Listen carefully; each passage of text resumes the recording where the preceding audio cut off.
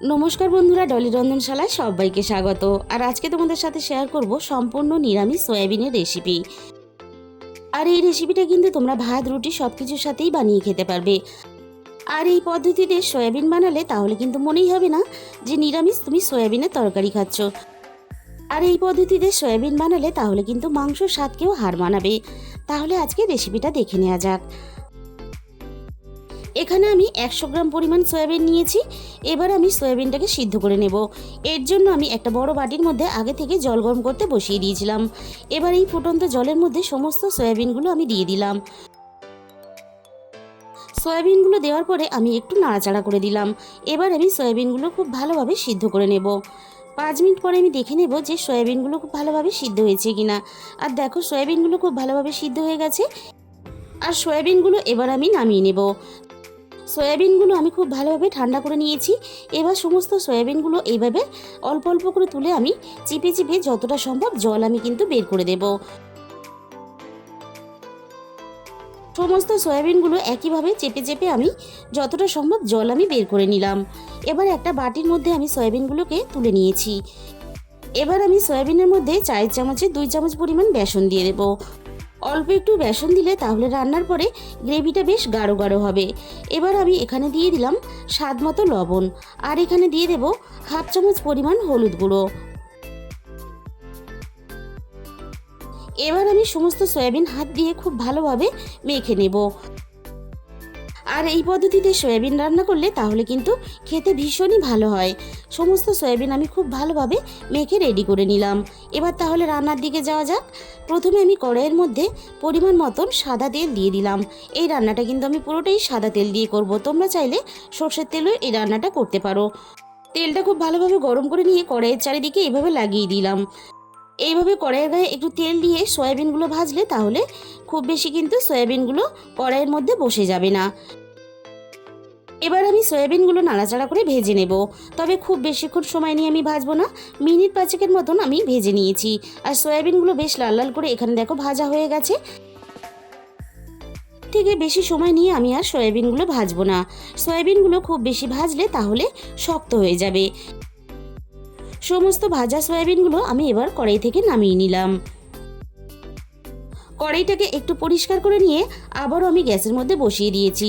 আবারও আমি রান্নার জন্য প্রয়োজন মতো তেল দিয়ে দিলাম। তবে তেলের পরিমাণটা আমি এখানে একটু বেশি দিলাম, কারণ নিরামিষ সয়াবিনে একটু তেল বেশি দিয়ে রান্না করলে খেতে ভীষণই ভালো লাগে। তবে তোমরা তোমাদের মতন করে তেলের পরিমাণটা ব্যবহার করতে পারো। তেলটা খুব ভালোভাবে গরম করে নিয়ে আমি এখানে ফোড়নে দিয়ে দিলাম অল্প একটু গোটা জিরে, আর দিয়ে দিলাম তেজপাতা কুচি, আর সাথে দিয়ে দিলাম অল্প একটু গোটা গরম মশলা। এবার আমি ফোড়নটাকে কয়েক সেকেন্ড নাড়াচাড়া করে একটু ভেজে নেব। আগে থেকে আমি দুটো মাঝারি সাইজের আলু কেটে রেখেছিলাম। এবারে আমি সমস্ত আলুগুলো তেলের মধ্যে দিয়ে দেব।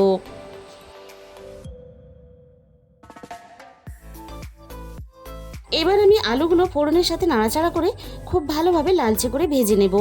এই রান্নাতে আলু কিন্তু খুব ভালোভাবে ভেজে নিতে হবে, যাতে আলুগুলো সুন্দরভাবে ভিতর থেকে সিদ্ধ ভাব হয়ে আসে। আলুতে আমি স্বাদ মতো লবণ দিয়ে দিলাম। এবার লবণ দিয়ে আলুগুলো আবারও বেশ কয়েক মিনিট ধরে নাড়াচাড়া করে খুব ভালোভাবে ভেজে নেব। আলুগুলো আমি খুব সুন্দর করে লালচে করে ভেজে নিয়েছি। এবার আমি এখানে দিয়ে দেব একটা বড় সাইজের টমেটো আর আদা একসাথে আমি পেস্ট বানিয়ে রেখেছিলাম। আদা আর টমেটো পেস্টটা আমি এখানে দিয়ে দিলাম। এবারে আমি আদা আর টমেটো পেস্টটা আলুর সাথে খুব ভালোভাবে নাড়াচাড়া করে একটু কষিয়ে নেব। এতে আদা আর টমেটোর কাঁচা গন্ধটা চলে যাবে। সব কিছু একসাথে নাড়াচাড়া করে কষিয়ে নিয়ে এরপর আমি একে একে মশলাগুলো দিয়ে দেব। দিয়ে দিলাম এখানে হাফ চামচ পরিমাণ হলুদ গুঁড়ো, দিয়ে দিলাম হাফ চামচের একটু বেশি ঝাল লঙ্কার গুঁড়ো, আর আমি এখানে দিয়ে দিলাম হাফ চামচ মতো ধনে গুঁড়ো, আর দিয়ে দেবো এখানে হাফ চামচ মতো জিরে গুঁড়ো।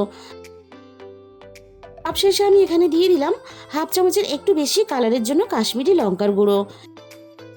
সয়াবিন একটু ঝালঝাল করে রান্না করলে খেতে বেশ ভালো লাগে।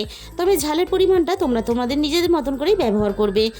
আর মশলাটা আলুর সাথে কষানোর সময় একটু হাতের সময় নিয়ে খুব ভালোভাবে কষিয়ে নিতে হবে।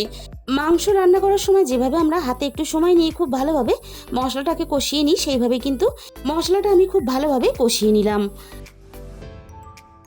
আগে থেকে আমি 2 চামচ পরিমাণ টক দই ফেটিয়ে রেখেছিলাম। সেই টক দইটাই আমি রান্নার মধ্যে দিয়ে দিলাম। এবার আমি গ্যাসের ফ্লেমটা একেবারে লোতে দিয়ে টক দইটা মশলার সাথে খুব ভালোভাবে কষিয়ে নেব। টক দইটা আমি মশলার সাথে খুব ভালোভাবে কষিয়ে নিয়েছি। আর মশলা থেকে আস্তে আস্তে সুন্দরভাবে দেখো তেলটা ছাড়তে শুরু করে দিয়েছে। আর মশলার কালারটা দেখে তোমরা বুঝতেই পারছো মশলাটা কিন্তু ঠিক এইভাবেই কষিয়ে নিতে হবে। এবারে আমি ভেজে রাখা সয়াবিনগুলো দিয়ে দিলাম। সব কিছুর সাথে সয়াবিনটাও এবার আমি খুব ভালোভাবে নাড়াচাড়া করে কষিয়ে নেব। আলু আর মশলার সাথে সয়াবিনটা আমি খুব ভালোভাবে নাড়াচাড়া করে কষিয়ে নিয়েছি। এবার আমি রান্নার মধ্যে পরিমাণ মতো জল দিয়ে দেব। আর রান্নার মধ্যে জলের পরিমাণটা একটু বেশি দিতে হবে, কারণ সয়াবিন রান্না হওয়ার পরে ঝোলটা কিন্তু অনেকটাই টেনে যাবে। এবার আমি জলের সাথে মশলা সব কিছু একসাথে নাড়াচাড়া করে খুব ভালোভাবে মিশিয়ে দেব। এবার আমি আলু আর সয়াবিন খুব ভালোভাবে সিদ্ধ হতে দেব। ঝোলটা বেশ ভালোভাবে ফুটে উঠেছে। আর আমি আগে থেকে অল্প একটু কাসুরি মেথি হালকা একটু গরম করে নিয়েছিলাম। কাসুরি মেথিটা এভাবে হাত দিয়ে একটু আমি ভেঙে রান্নার মধ্যে দিয়ে দিলাম। অল্প একটু কাসুরি মেথি রান্নাতে দিলে তাহলে রান্নার স্বাদ ও গন্ধ দুটোই কিন্তু অনেক গুণ বেড়ে যায়। এবার আমি আলু আর সয়াবিন খুব ভালোভাবে সিদ্ধ হতে দেব। কিছুক্ষণ পরে আমি ঢাকা খুলে দেখে নেব আলু আর সয়াবিন খুব ভালোভাবে সিদ্ধ হয়েছে কিনা। এখানে ঝোলটা বেশ আগের থেকে অনেকটাই কমে গেছে। আর একটু নাড়াচাড়া করে দেখে নেব আলুগুলো খুব ভালোভাবে সিদ্ধ হয়েছে কিনা। আর সয়াবিনের আলু একটু চেপে সিদ্ধ করবে, তাহলে কিন্তু আলুগুলো খেতে ভালো লাগবে। আলু এখানে খুব ভালোভাবে সিদ্ধ হয়ে গেছে। আর যেহেতু রান্নাটা আমি ভাতের জন্য করেছি, তাই ঝোলের পরিমাণটা ঠিক আমি এরকমই রাখবো। এবার আমি এখানে হাফ চামচ পরিমাণ গরম মশলার গুঁড়ো দিয়ে দিলাম। আর গরম মশলার গুঁড়োটা দিয়ে নাড়াচাড়া করে মিশিয়ে নিলেই কিন্তু আমাদের রেডি হয়ে যাবে দারুণ স্বাদের নিরামিষ সয়াবিনের রেসিপি। আর এইভাবে নিরামিষ সয়াবিনের রেসিপিটা অবশ্যই একদিন তোমরা বাড়িতে ট্রাই করে দেখো। আর রান্নাটা দেখে তোমরা বুঝতেই পারছো কতটা লোভনীয় হয়েছে। তাহলে বন্ধুরা, আজকের এই রেসিপিটা ভালো লাগলে প্লিজ একটা ভিডিওতে লাইক করে দিও। আর প্রচুর প্রচুর পরিমাণে শেয়ার করো। আর চ্যানেলের যে সমস্ত বন্ধুরা এখনও পর্যন্ত আমার চ্যানেলকে সাবস্ক্রাইব করোনি, অবশ্যই আমার চ্যানেলকে সাবস্ক্রাইব করে পাশে থাকার অনুরোধ রইল। রেসিপিটা শেষ পর্যন্ত দেখার জন্য তোমাদের সবাইকে অসংখ্য ধন্যবাদ।